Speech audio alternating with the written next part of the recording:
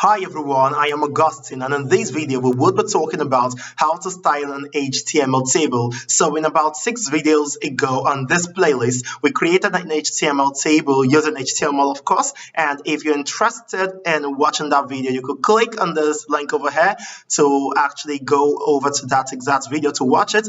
If you want to watch the entire series, a link to the playlist is actually in the description of this video. So that's it for now. If you're new here, consider giving us a subscription, and that goes a long way in helping this channel. So let's get started.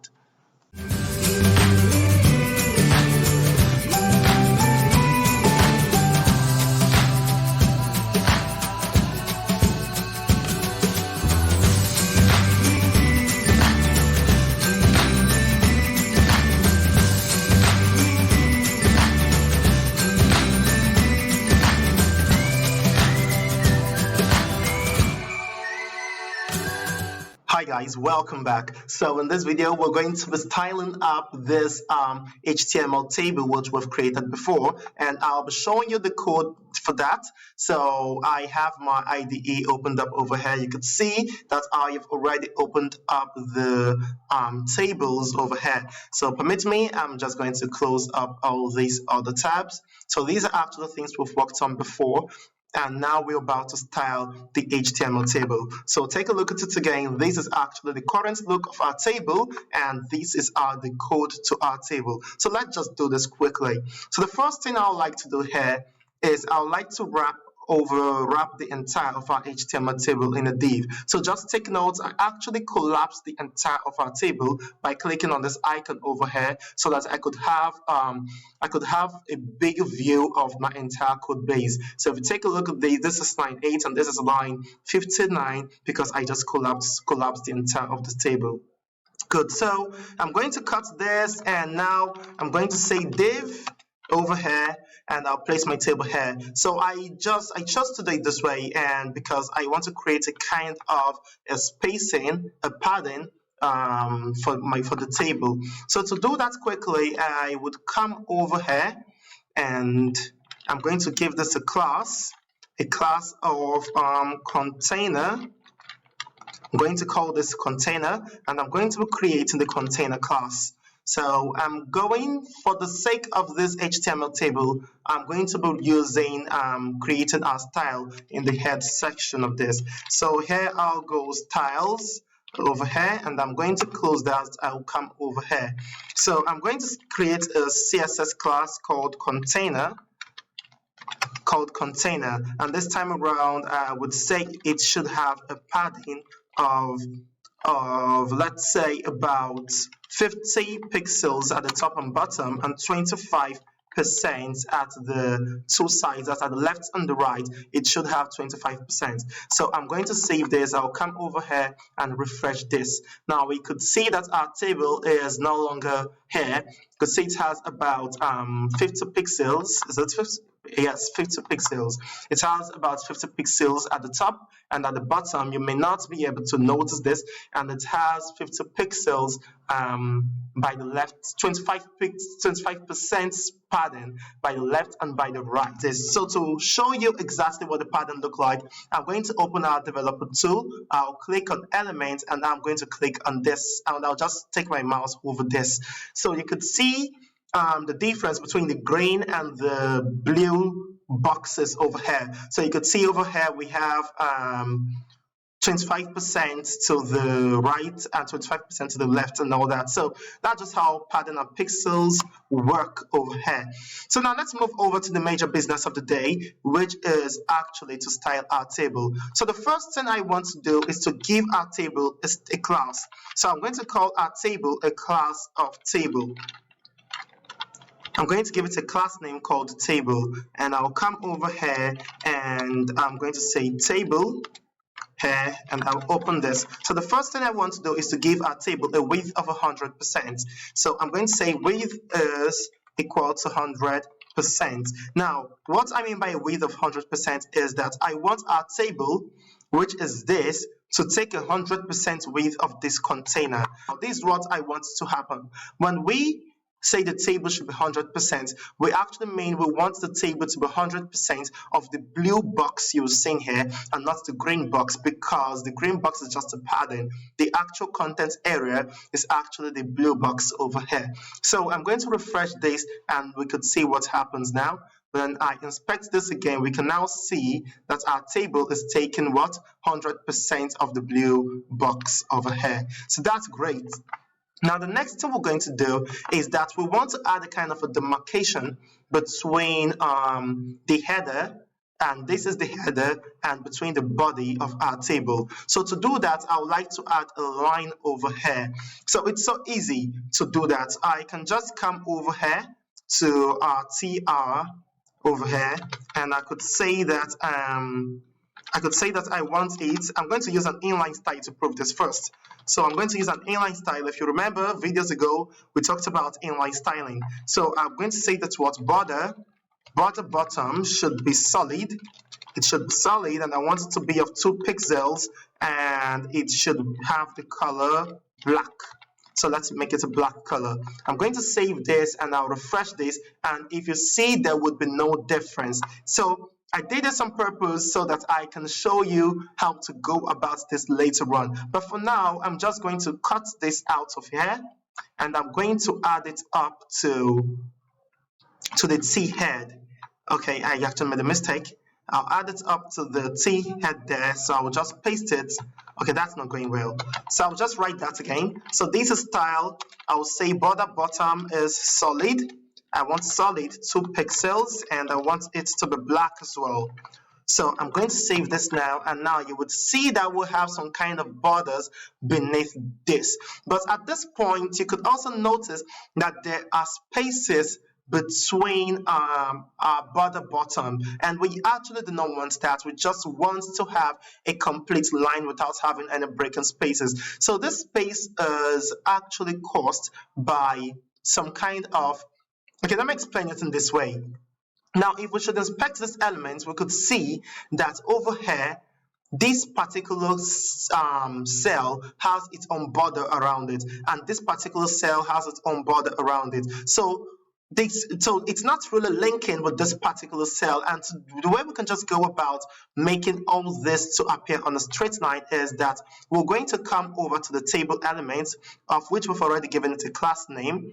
So we'll come over to that class name, and over here we're going to say that's what we're going to say border collapse should be equal to collapse. So that border collapse should be equal to collapse. So what border collapse does is that it actually makes the entire cell of our table, they should all share borders together. So if this cell and this cell, if they are sharing borders together, we won't be able to see the space in between. So I'm going to refresh this now, and you can see that our table is now that they are now actually sharing borders, just like they're sharing fence together. So that's just what I did here, and that actually takes away the spacing between them. So this is the first styling we did for our table to separate the head part of the table from the body part of the table. So now that we've done that, I actually do not like this implementation of adding an inline style all through this whole place. So I'm going to convert this inline style into a class. But before I do that, I would like to show you something as well. So I will take this away, and when I take this away, if we refresh, there's nothing. So instead of me to write this here, I'm going to write this here this time around. So I will say that style should be solid. The style rather, border bottom should be solid. It should be 2 pixels, and it should be black in color. I'll save this. Now remember that the first time I did this, it actually didn't work, and that is because of I'm yet to add the border collapse property on the table. So you could remember that this is the table class here, and this is the table. You could see that they're actually connected. So to use this type of styling on a TR, we need to have the border collapse active, else it won't work. So when I save this, I go back here, I refresh this, you could see that we still have that. If I should remove the border collapse property, I'm going to select the table now.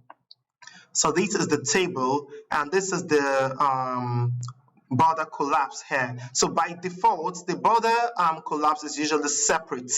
That is the default behavior of the browser. It is usually separate. So whenever we say the border collapse should be collapsed, it overwrites this default property and uses this property. So if I should remove this from over here, you could see that our line is no longer appearing until we activate the border collapse, and that is when that's going to work. So that's just something I want you to take note of.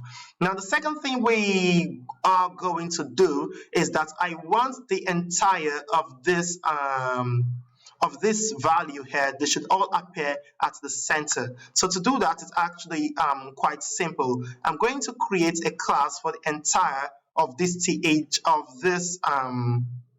I'll create a class for the entire of our TD attributes. So to do that, I will need to add a class name over here saying class is equal to this, and I'm going to do the same class name for this and this and this. I'll come over here and do something, and to me that would just be stressful. So using a class selector in a thing like this may not really be the best approach, as it could be so slow. So I'm going to use a kind of an element selector to do this. So I'm going to come over here and I'll say that TD, and mind you, the TD has no dots because of it's an element selectors. So we've talked about different kind of CSS selectors in our previous videos, so you can just click over here to watch that video.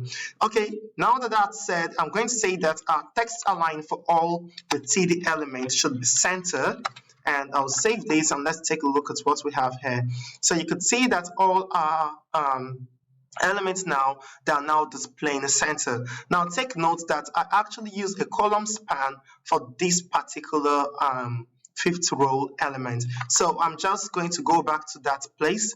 So now you can see we have a column span of 3, and that's why it is appearing at the center of about 3 columns over here. So what I'll just do is I would just remove the entire of this row. I'm going to remove it, and I'll save that and refresh this. So you could see that our table is actually looking better off this time around. So that's not all in styling our TD. We also want our TD to have a padding of about let's say 10 pixels at the top and the bottom, and 20 pixels at the left and the right.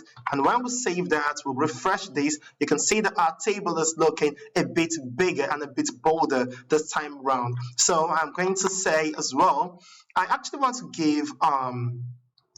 give a kind of color to every row in here. So to do that now, I'm going to say that our TR, I'm going to select the TR, that's using the element selector, and I'm going to say that the background color of this should be blue, and I will refresh this now, and we could see that the background color of every TR is now blue, and that is kind of making our table color to be blue. So why is this happening? It's simply because of over here in our T head we also have a TR, and in our T body we also have a TR. So every single row now has a background color of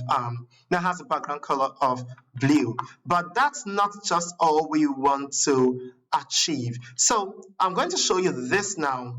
I'm going to show you this, and I'm going to say, over here we have our T body over here. I'll select our T body first, and if I should say T body, just take a look at this and save this. It's still going to give us almost same results with an exemption of the head, because this time around we're selecting our T body and we are saying it should be blue. But that's not what I'm trying to accomplish. I actually want to create a kind of a scenario whereby the first row will be blue and the second row will be white, the third row will be blue and the fourth row will be white. I'm sure that you might have seen that in a whole lot of websites. So to do that, what I am going to do is to say that I'm going to go this way, and I'll say TR. So what this means is that I am actually selecting the TR after the body. So this is actually another way to make elements selected by using the I don't know what to call this, let's say the greater than symbol. So we can use this greater than symbol to say after the T body, select the TR. So if we should save this at this point, we are still going to have same results over here, just like I said. So what we're going to do now is we're going to give this a kind of what? Nth child. We're going to say that the nth child should be even. And when we save that now, we'll refresh this, we could see what we have over here. So what this simply means is that I want to select only the even, only the ones with the kind of even numbers. So this is the first, this is the second, it goes even like that. So that's just how it works. And I can also go odd. So I can go odd and save this as well. And your guess is as good as mine. It goes for the ones with the odd figures. So that's just it. So that being said, I would like to create another one here. And now I would say TR, just the same way. And I would say nth child. The nth child should be even. And this time around, I'm going to say the background color should be, let's say, yellow, for instance.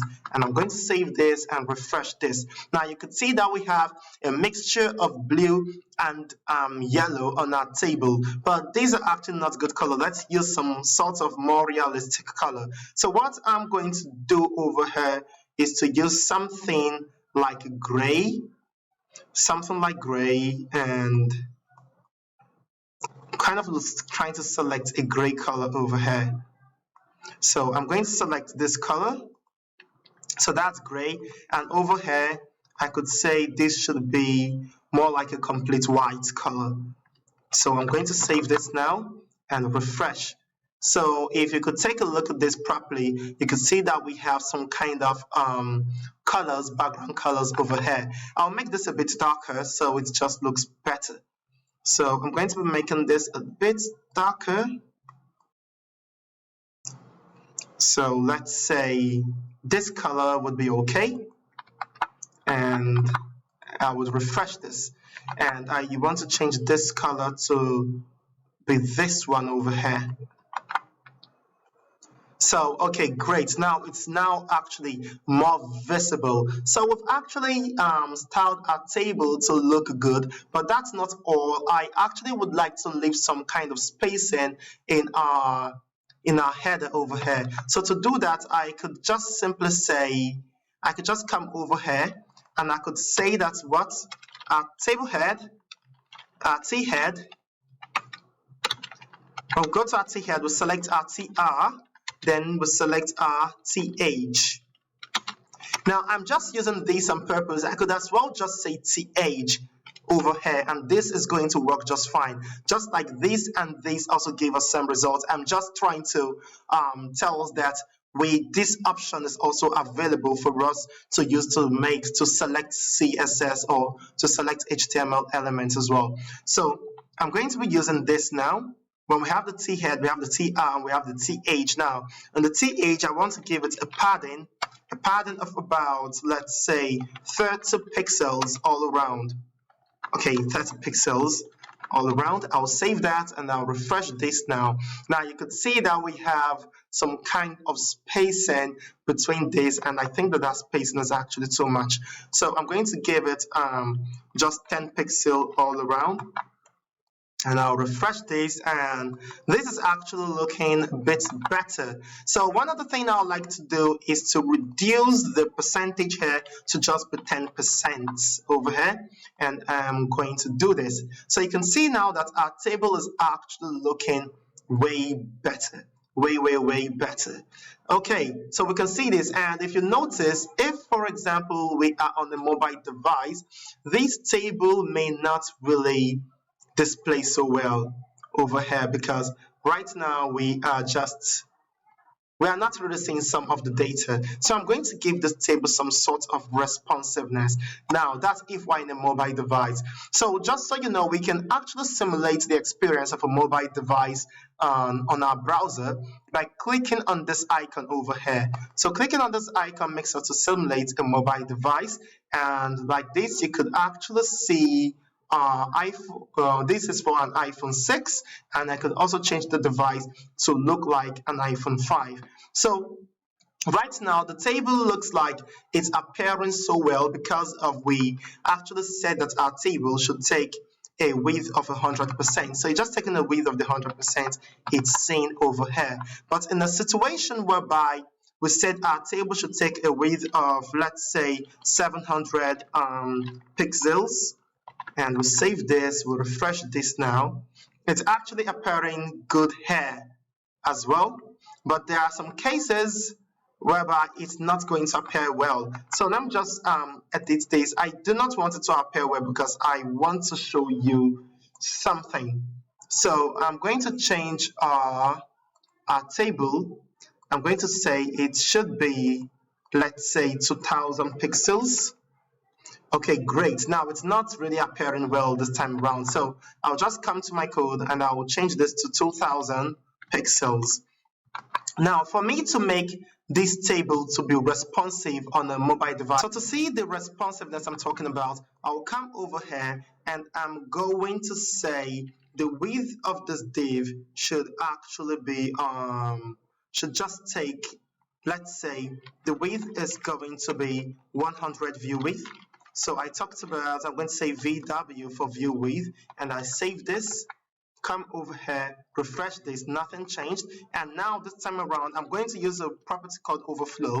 I'm going to say when it's overflow the x-axis, which is actually the horizontal axis, it should be auto. That simply means when it's actually overflows, it should show an horizontal scroll bar.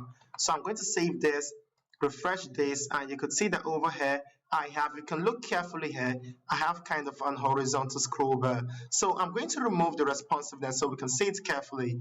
So over here now, you could see that I have a kind of a horizontal scroll bar because this is actually taking more than because the table is actually wider than the way it ought to be. So that's why this horizontal scroll bar is actually appearing here. So this is just a kind of a fun way where you can use to make your table to be responsive.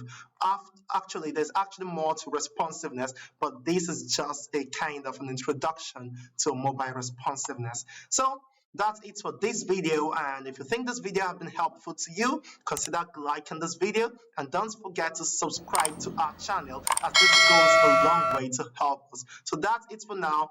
The next video will be the last video on CSS for this particular HTML, CSS, and JavaScript playlist. So the last video we're going to be talking about how to style an HTML form. So if you remember, we actually created a form some time ago. I'm going to open this up.